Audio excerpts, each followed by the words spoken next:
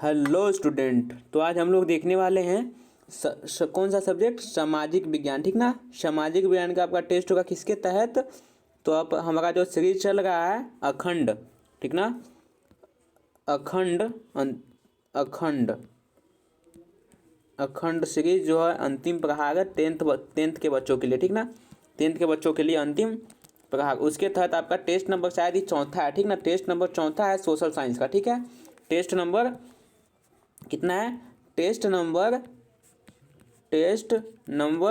4, ठीक है। Test number 4 जो किसका है? सोशल साइंस का होने वाला है, सोशल साइंस, ठीक है। अब चलते हैं क्वेश्चन की तरफ। क्वेश्चन नंबर फर्स्ट है युद्ध और शांति पुस्तक किसने लिखी? युद्ध और शांति पुस्तक किसने लिखी थी? प्लेखानोव ने, टॉल्स्टॉय ने, कार्ल मार्क्स ने, टुर्गेनेव ने, ठीक है। तो क्वेश्चन क्या है? युद्ध और शांति, ठीक है। युद्ध और शांति पुस्तक किसकी है? तो युद्ध और शांति जो पुस्तक है वो थी लियो टॉल्स्टॉय। किसकी थी? Leo Tolstoy. किसकी थी? टॉल्स्टॉय, जो हमारा ऑप्शन नंबर बी है, ठीक है। Option number B is right, Tolstoy, ठीक है। अब देखेंगे next question. Question number 3, Karl Marx की पुस्तक का नाम है। कार्ल मार्क्स की पुस्तक का नाम क्या है? युद्ध और शांति, Das Kapital, communist manifesto and BND। तो देखिए कार्ल मार्क्स की जो पुस्तक थी वो थी 2, ठीक है। कार्ल मार्क्स की पुस्तक का नाम था दास कैपिटल, ठीक है। दास कैपिटल, जिसे ईसाइयों का बाइबल भी कहा जाता है, ठीक है। दास कैपिटल, ठीक है, दास कैपिटल। दूसरा था कम्युनिस्ट मैनिफेस्टो, ठीक ना। कम्युनिस्ट मैनिफेस्टो दोनों था, दोनों किसका था? तो कार्ल मार्क्स का था। तो इसमें हमारा सही आंसर कौन होने वाला? Option number B, option number C दोनों। तो हमारा ऑप्शन नंबर डी होगा राइट आंसर, जिसमें दिया गया है बी एंड सी दोनों, ठीक है। तो हमारा सही आंसर हो जाएगा डी। अब देखेंगे क्वेश्चन नंबर नेक्स्ट जो है क्वेश्चन नंबर 3, ठीक है। समाजवादियों का बाइबल किसे कहा जाता है? अभी हम बताए थे समाजवादियों का बाइबल किसे कहा जाता है। Social contract, Das Kapital, April thesis and इनमें से कोई नहीं। तो जो समाजवादियों का बाइबल कहा जाता है वो किसको कहा जाता है? तो वो कहा जाता है कार्ल मार्क्स का कौन सा था, मतलब कि बुक। तो वो कार्ल मार्क्स का था दास कैपिटल, ठीक ना। दास कैपिटल बुक को ही हम कहते हैं ईसाइयों का बाइबल, मतलब option number B is right. अब देखेंगे नेक्स्ट क्वेश्चन नंबर 4, ठीक है। वार एंड पीस किसकी रचना है? Karl Marx, Tolstoy, Trotsky and Engels, ठीक है। वार एंड पीस किसकी रचना है? तो वार एंड पीस किसकी रचना है? टॉल्स्टॉय, ठीक है। किसकी? टॉल्स्टॉय, ठीक है। टॉल्स्टॉय की, जो हमारा ऑप्शन नंबर बी में है टॉल्स्टॉय। तो लगाएंगे option number B is right answer. अब देखेंगे नेक्स्ट क्वेश्चन नंबर 5, रूस में कृषक दास प्रथा का अंत कब हुआ? 1861, 1862, 1860, 1870। रूस में क्या पूछ रहा है? कृषक दास प्रथा, ठीक ना। कृषक दास प्रथा का अंत कब हुआ? तो वो कब हुआ था? तो वो हुआ था 1861 ईस्वी में। क्या हुआ था? 1861, जो है हमारा ऑप्शन नंबर ए। 1861 ईस्वी में रूस में कृषक दास प्रथा का अंत हुआ था, ठीक है। क्वेश्चन नंबर 6, रूस में जार का अर्थ क्या होता है? पीने का बर्तन, पानी रखने का, रूस का सम्राट, समांत रूस का सम्राट। तो क्या पूछा है? जार का अर्थ क्या होता है? तो उसका मतलब होता है रूस का सम्राट, जो हमारा ऑप्शन नंबर सी है, रूस का सम्राट इज राइट आंसर, ठीक है। क्वेश्चन नंबर 7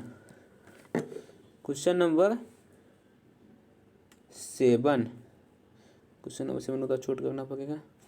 हाँ, क्वेश्चन नंबर 7 है, कार्ल मार्क्स ने 1867 ईस्वी में किस पुस्तक की रचना की जिसे समाजवादियों का बाइबल कहा जाता है? देखिए ऑप्शन नंबर ए है समाजवादी घोषणा पत्र, ऑप्शन नंबर बी है दास कैपिटल, कम्युनिस्ट मैनिफेस्टो एंड वर्ग संघर्ष, ठीक है। देखिए समाजवादियों का बाइबल किसे कहा जाता है? तो जानते हैं हम, कहा जाता है दास कैपिटल को, ठीक है। दास कैपिटल, ठीक ना, दास कैपिटल कहा जाता है समाजवादियों का बाइबल। किसने लिखा था? तो वो लिखने वाले जो शख्स थे वो थे कार्ल मार्क्स। कब लिखे थे? 1867 ईस्वी में लिखे थे दास कैपिटल को, ठीक है। लिखने वाले शख्स कौन थे? मार्क्स साहब, कार्ल मार्क्स साहब। और कब लिखे थे? तो वो लिखे थे 1867 ईस्वी में, ठीक है।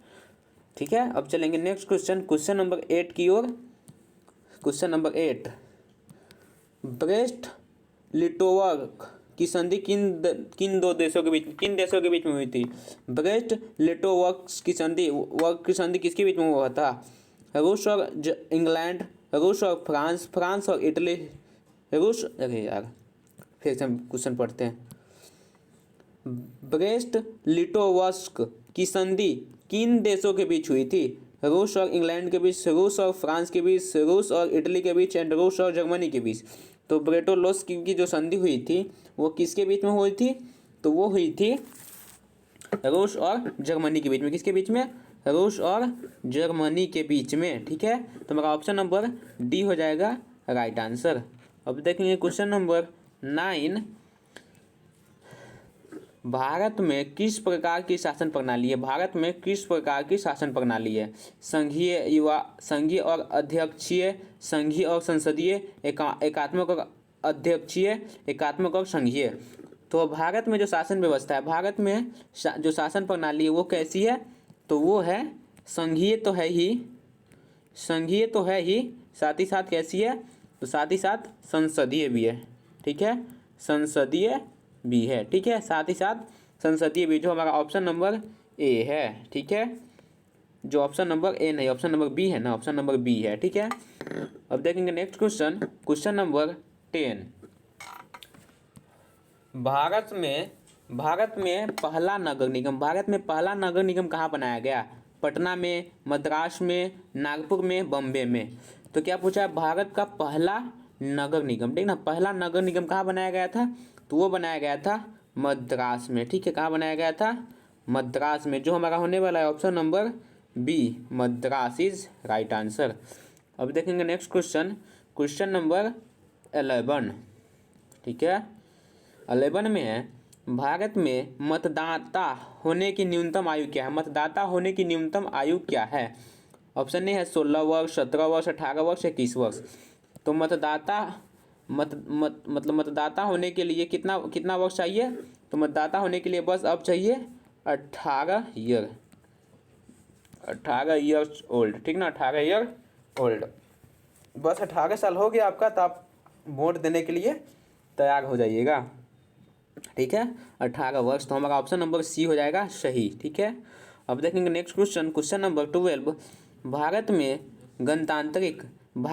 गणतांत्रिक संविधान को कब अंगीकार किया गया? गणतांत्रिक संविधान को कब अंगीकृत किया गया? 15 अगस्त 1947 को, 15 जनवरी 1950 को, 26 जनवरी 1950 को, 26 अगस्त 1950 को। तो गणतंत्रीय संविधान को कब अंगीकृत किया गया था? ठीक है, तो वो किया गया था कब? 26 जनवरी 26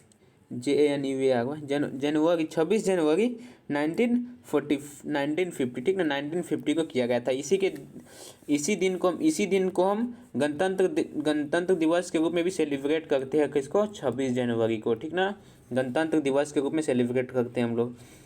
अब देखेंगे क्वेश्चन नंबर 13 जो है, ग्राम कचहरी का प्रधान कौन होता है? ग्राम कचहरी का प्रधान कौन होता है? न्याय मित्र, ग्राम सेवक, महापौर, सरपंच। तो ग्राम कचहरी का जो प्रधान होता है वो होता है हमारा सरपंच, ठीक है। कौन होता है? सरपंच। ग्राम कचहरी को ही हम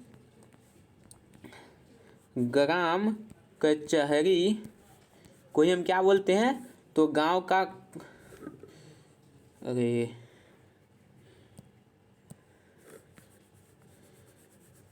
ओके, एक मिनट मिटा दीजिए इसको। इसी को हम क्या बोलते हैं? गांव का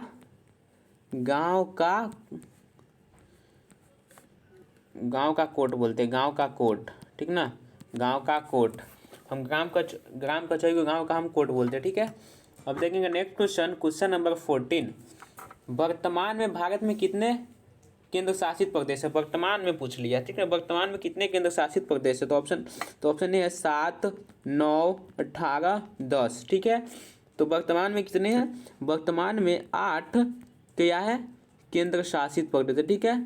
केंद्र शासित प्रदेश है 8 केंद्र शासित 8 केंद्र शासित प्रदेश है, ठीक है। भारत में अभी नाउ में प्रेजेंट में 8 है, तो हमारा ऑप्शन नंबर सी हो जाएगा राइट आंसर, ठीक है। अब देखेंगे नेक्स्ट क्वेश्चन नंबर 15।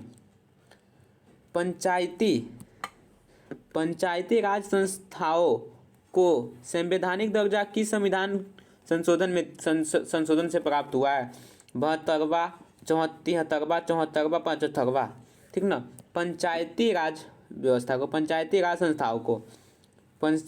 संस्थाओं को मतलब कब दिया गया था? संवैधानिक, ठीक है। पहले ये संवैधानिक नहीं था। जो संवैधानिक मान्यता कब मिली? तो वो मिली थी 73वीं संविधान संशोधन के बाद, ठीक ना। 73वीं संविधान संशोधन के बाद, जो है हमारा ऑप्शन नंबर बी, ठीक है। अब देखेंगे नेक्स्ट क्वेश्चन नंबर 15। भारत ने किस राज्य में सर्वप्रथम पंचायती राज व्यवस्था शुरू की थी? पूछ रहा है पंचायती राज व्यवस्था जो सर्वप्रथम किस राज्य में शुरू हुआ था, ठीक है, पंचायती राज व्यवस्था। तो वो था option number A Rajasthan, Punjab, Uttar Pradesh, Bihar. तो सबसे पहले कहाँ किया गया था स्टार्ट? तो वो किया गया था राजस्थान में, ठीक ना। राजस्थान में सबसे पहले पंचायती राज व्यवस्था शुरू किया गया था, ठीक है, राजस्थान में। अब देखेंगे नेक्स्ट नंबर क्वेश्चन नंबर 17। संघ सरकार का उदाहरण है अमेरिका, भारत, कनाडा, इनमें सभी। तो संघ सरकार, ठीक ना, संघ सरकार का जो उदाहरण है वो कौन है? वो तो तीनों है, ठीक है। वो तीनों है, मतलब कि अमेरिका भी है, भारत भी है, कनाडा भी है, डी इनमें सभी, ठीक ना। ऑप्शन नंबर डी हो जाएगा इनमें सभी। अब देखेंगे नेक्स्ट क्वेश्चन। लिच्छवी गणतंत्र भारत किस राज्य में शामिल है? लिच्छवी गणतंत्र भारत किस राज्य में अवस्थित है? लिच्छवी गणतंत्र भारत किस राज्य में अवस्थित है? ऑप्शन ए है बिहार, राजस्थान, महाराष्ट्र, त्रिपुरा। तो लिच्छवी गणतंत्र, ठीक ना, लिच्छवी गणतंत्र भारत किस राज्य में स्थित है? तो वो है बिहार में, ठीक ना। कहाँ है? तो वो है बिहार में, जो ऑप्शन नंबर ए है, ठीक है। अब देखेंगे नेक्स्ट क्वेश्चन नंबर 19, ठीक है।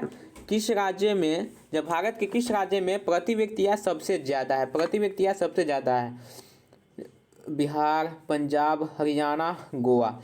तो सबसे ज़्यादा जो प्रति व्यक्ति आय है भारत में, सबसे ज़्यादा प्रति व्यक्ति आय जो है वो किस देश, मतलब कौन राज्य का? तो वो है गोवा, ठीक ना। सबसे छोटा भारत का सबसे छोटा राज्य कौन है? गोवा ही है। और सबसे ज़्यादा प्रति व्यक्ति आय इसका मतलब, इसलिए इसको कहते हैं छोटा पैकेट बड़ा धमाका, ठीक ना। छोटा पैकेट बड़ा धमाका मतलब छोट राज्य है लेकिन सबसे ज़्यादा प्रति व्यक्ति आय यहीं के लोगों के पास है, जो हमारा ऑप्शन नंबर डी है। अब देखेंगे नेक्स्ट क्वेश्चन नंबर 20। भारत में वित्तीय वर्ष कब होता है? वित्तीय वर्ष कब से कब तक होता है? 1 जनवरी से 1 दिसंबर तक, 1 जुलाई से 30 जून तक, 1 अप्रैल से 31 मार्च तक, 1 सितंबर से 30 अगस्त तक। तो जो भारत का वित्तीय वर्ष होता है, वित्तीय वर्ष होता है वो कब होता है? तो वो होता है 1 अप्रैल, ठीक है। 1 अप्रैल से लेकर कहाँ तक? 31 मार्च तक, ठीक है। 31 मार्च तक होता है भारत का क्या चीज़? फाइनेंशियल ईयर, ठीक ना। फाइनेंशियल ईयर होता है 1 अप्रैल से 31 मार्च तक। अब देखेंगे नेक्स्ट क्वेश्चन नंबर 21। बिहार के किस जिले का प्रति व्यक्ति आय सबसे ज़्यादा है? पटना, गया, शिवहर, नालंदा, ठीक है। प्रति व्यक्ति आय सबसे ज़्यादा किसका है? बिहार में। कहाँ पे? बिहार में प्रति व्यक्ति आय सबसे ज़्यादा कहाँ का है? तो वो है कहाँ का है? तो वो है पटना का सबसे ज़्यादा है प्रति व्यक्ति आय, जो हमारा ऑप्शन नंबर ए है, ठीक है। Next question number 22। जिस देश की राष्ट्रीय आय अधिक होती है वह देश क्या कहलाता है? अविकसित, विकसित, अर्धविकसित, इनमें से कोई नहीं। देखिए क्या बोल रहा है, देश की राष्ट्रीय आय अधिक होती है वो क्या कहलाता है? तो जब किसी देश का राष्ट्रीय आय अधिक होगा तो वो क्या कहलाएगा? विकसित राज्य कहलाएगा, विकसित राज्य कहलाएगा, ठीक ना, विकसित। तो जो है हमारा ऑप्शन नंबर बी विकसित कहलाएगा। हम देखेंगे next question, question number 23, Bihar में प्रति व्यक्ति आय सबसे कम किस राज्य का? प्रति व्यक्ति आय सबसे कम किस राज्य का है? पंजाब, गोवा, बिहार, महाराष्ट्र। क्या पूछा है? भारत में पहला बात प्रति व्यक्ति आय सबसे कम किस राज्य का है, ठीक ना, ये पूछा गया है। तो सबसे कम किस राज्य का है? तो सबसे कम जो होने वाला है वो है अपना बिहार। अपने बिहार इसमें सबसे टॉप पे आता है, ठीक ना। सो सैड, जो है हमारा ऑप्शन नंबर सी। अब देखेंगे नेक्स्ट क्वेश्चन, क्वेश्चन नंबर 24, प्रत्यक्ष कर के अंतर्गत निम्न में से किसे शामिल किया गया है? प्रत्यक्ष कर के रूप में किसे शामिल किया गया है? आयकर, कर, बिक्री कर, इनमें से कोई नहीं। तो जो शामिल किया गया था प्रत्यक्ष कर के रूप में शामिल किसको किया गया था? तो वो किया गया था किसको? आयकर विभाग को, ठीक ना, आयकर को किया गया। जो हमारा ऑप्शन नंबर ए है, ए इज राइट आंसर, ठीक है।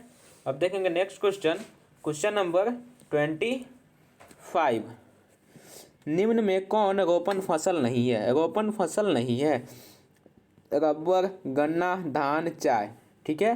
क्या पूछा है? रोपण फसल नहीं है, ठीक है, रोपण फसल नहीं है। तो इसका सही आंसर होने वाला रोपण फसल कौन नहीं होता है? देखिए रोपण फसल कौन नहीं होता? तो वो होता है धान, ठीक है। धान रोपण फसल नहीं होता, जो हमारा ऑप्शन नंबर सी धान। Next question, question number 26, Bharat का प्रमुख खाद्यान्न फसल कौन सा है? गेहूँ, मकई, जौ, धान। तो भारत में सबसे प्रमुख खाद्यान्न फसल जो है वो कौन है? तो वो है खाद्यान्न फसल क्या है?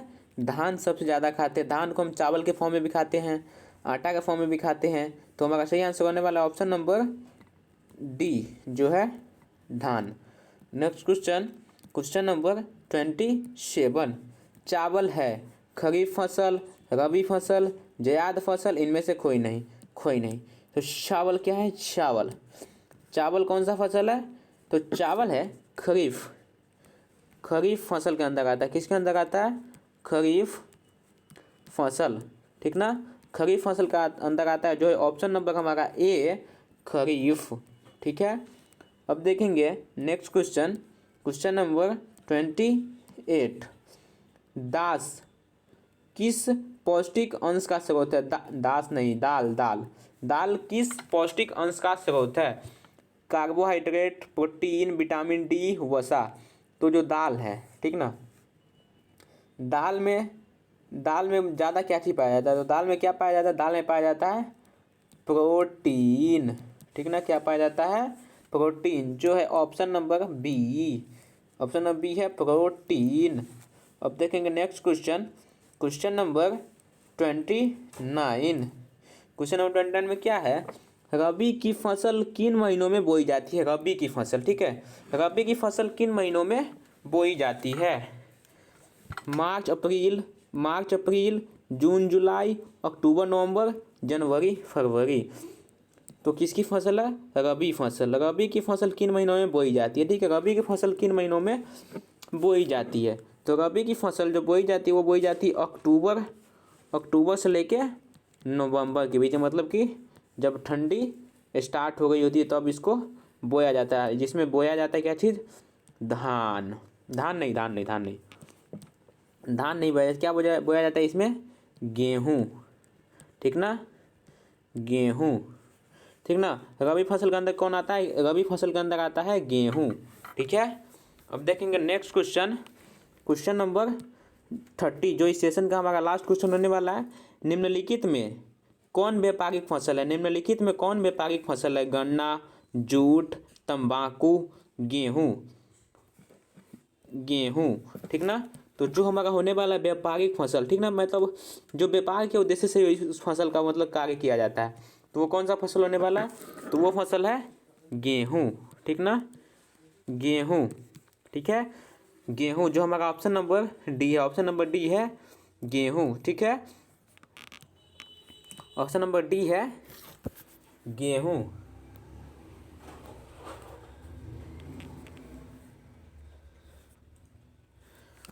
अरे ऑप्शन नंबर डी है गेहूँ। तो ठीक है, मिलते हैं फिर नेक्स्ट सेशन में। तब तक के लिए जय हिंद, जय भारत। और जो भी डाउट हो आप कमेंट कीजिए, ठीक ना, उस पर आपको प्रॉपर उस चैप्टर या टॉपिक पे क्लास ली जाएगी, ठीक ना, क्लासेस ली जाएगी। तो आप कमेंट कीजिए कि जिस टॉपिक में दिक्कत हो टॉपिक आप कमेंट कीजिए, उस पर प्रॉपर वीडियो आएगा, ठीक है। तो मिलते हैं नेक्स्ट वीडियो में। जय हिंद।